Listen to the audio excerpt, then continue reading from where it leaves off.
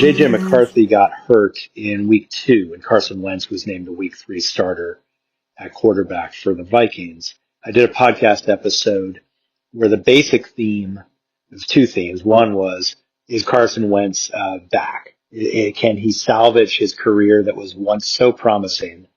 Because he now is throwing to probably the best group of receivers that he's had in many years. The other side of that was, to what extent does a fantasy quarterback, does their success hinge on the abilities of their receivers? And to what extent do their fantasy receivers' success hinge on the quality, on the ability of the quarterback?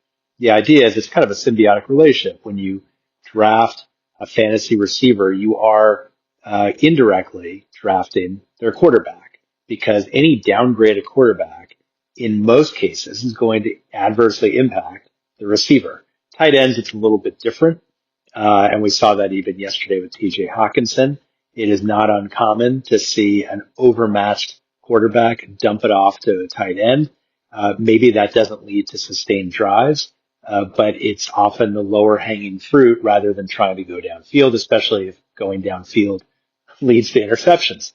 You're going with a higher probability pass.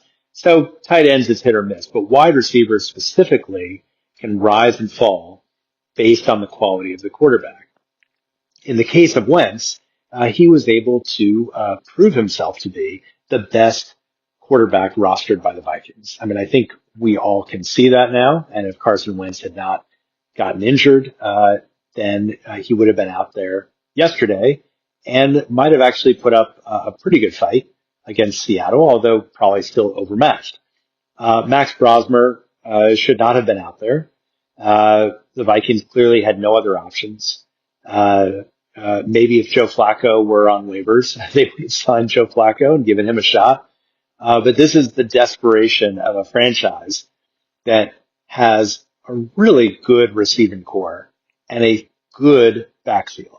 And by really good and good, there could be some great debate and fairness all around. If you don't think their backfield is good, that's fair. And if you don't think their wide receiver group and tight end are very good, that's fair too. I think we saw last year that Justin Jefferson can still be elite or near elite with a good quarterback, and that Jordan Addison can still be a weekly starter in fantasy.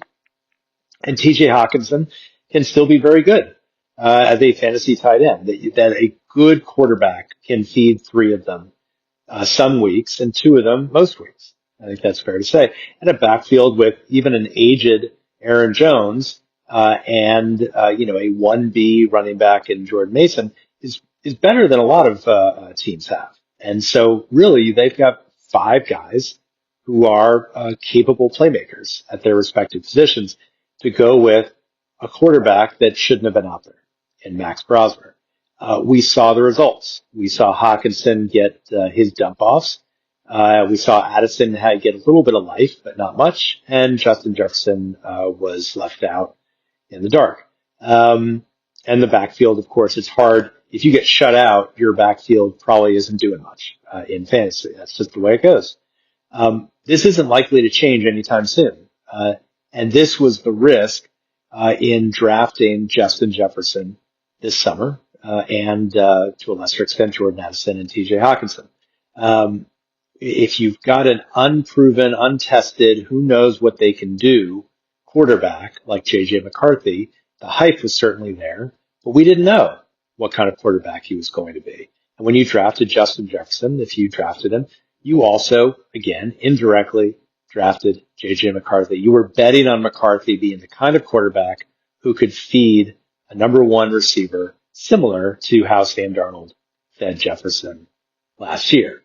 Some people asked me yesterday, before the games, should I start Justin Jefferson? I mean, that was a common sit-start question yesterday and leading up to yesterday and even the week before, when it became clear that J.J. McCarthy's days as a starter, at least this year, appeared to be numbered. My response this go-around, I forgot, I honestly don't remember what I said last week. If it was, give it a shot, hopefully it comes through. I don't know, but I do know that heading into this week, it was a resounding benching. That was my thought. And people who asked me, it seemed wanted a benching. They were looking for support to say, hey, this guy I drafted late first round, early second round, whatever. Is it okay? Does it make sense? Am I missing something? And the answer was no, you're not missing anything. Justin Jefferson right now is next to worthless as a fantasy commodity. And in fact, back heading into week 3, I talked about a fantasy trade that just went through in my premier fantasy football league, 150 plus managers competing each year. And in one of the divisions in that league, someone had just traded Justin Jefferson. And there's 10 of us who review each trade that goes through to make sure there's nothing egregious about it. And the Jefferson one was caused a little conversation on my text chain with the other trade commissioners because someone was selling low on Justin Jefferson. And the question we asked ourselves was, is it too low? Is it kind of ridiculous that this person is giving up Jefferson after only 2 games for, 5 cents to the dollar kind of price? Maybe not that extreme, but the point is he was really selling low. All Jefferson had to do was be a top 20 to 24 wide receiver the rest of the season, and that trade probably wouldn't go in his favor. Well, if I haven't checked, but if that person who traded Jefferson away is now headed to the fantasy playoffs, they're guaranteed to be in a better position than if they had kept Jefferson. This is the challenge. So next year, as you were thinking about drafting a wide receiver, think about have they been playing with that quarterback? Because the wide receivers that are used to playing with their quarterback are much safer than wide receivers playing with a brand new quarterback. One of the primo examples might be Joe Burrow and Jamar Chase. Another one would be Dak Prescott and CeeDee Lamb. We know what they're going to do. We know what those receivers are going to do with those quarterbacks. They've been doing it for years. What happens when Joe Burrow is replaced with Jake Browning? We see the change because Browning is not accustomed to being in that offense. I know he got a few starts a couple years ago, but then Joe Flacco comes in, looks great, and then starts to fade a little bit. We get that irregularity, that inconsistency.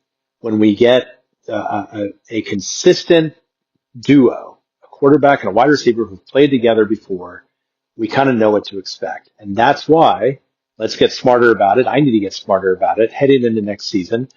Anywhere where there's a new quarterback and wide receiver pairing, we need to think about the added risk of that wide receiver next to that quarterback. And is the market adjusting to that risk, or is the market just looking at that wide receiver based on what they did the previous year and thinking they can replicate it without any understanding of what that change of quarterback might do to that receiver? I'm BJ Riddell, Fantasy Football for Winners. Follow me on the blog, email me anytime. We'll see you tomorrow.